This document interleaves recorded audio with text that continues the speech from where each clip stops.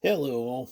I was just getting the shop and the bench cleaned up from a couple of days of working down here, having some fun, doing some things I've wanted to do for a long time, but just hadn't gotten around to it.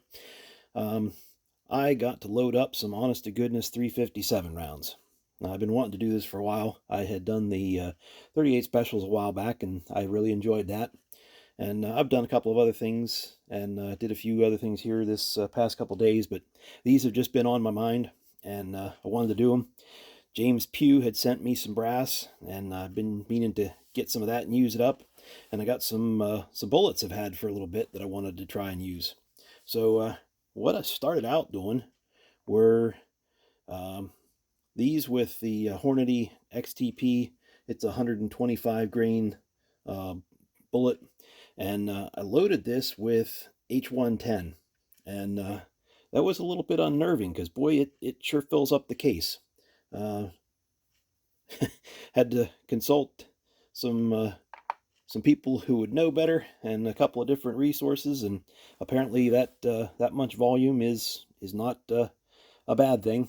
It needs to be that for the ignition purposes. So seems like I'm in the right place with those, and boy, they come out good. I like them. They measured up well. So I don't know, maybe we'll get to go to the range tomorrow and try them. I have a bunch of other stuff that I loaded that I wanted to try and go and I didn't get to. But then I've had these double-ended wad cutters from Brokeloader, and I wanted to load those up and I hadn't gotten around to it. But this time, by darn it, I did. And this one I used HP 38, so it was just 3 grains, and made myself a nice little dummy round because I wanted to get that pretty much seated almost the whole way down in. I didn't want to get it flush, just was my preference.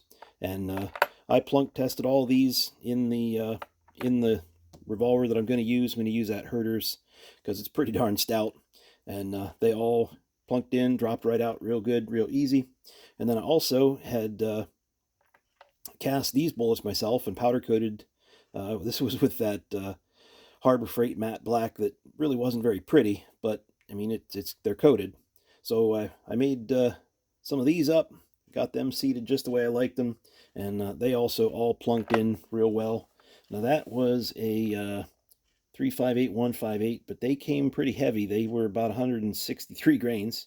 Um, Used IMR 4227 on that one, and that called for 11 grains. That was out of the Lyman manual.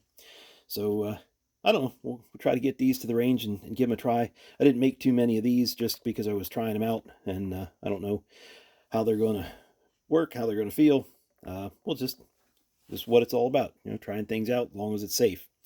So hey, just wanted to show what I've been working on. Wanted to say thank you again to James Pugh and to Brokeloader. And well, when we get these to the range, we'll try to do a little range report. Thank you. Hope everybody had a good weekend and a good Easter.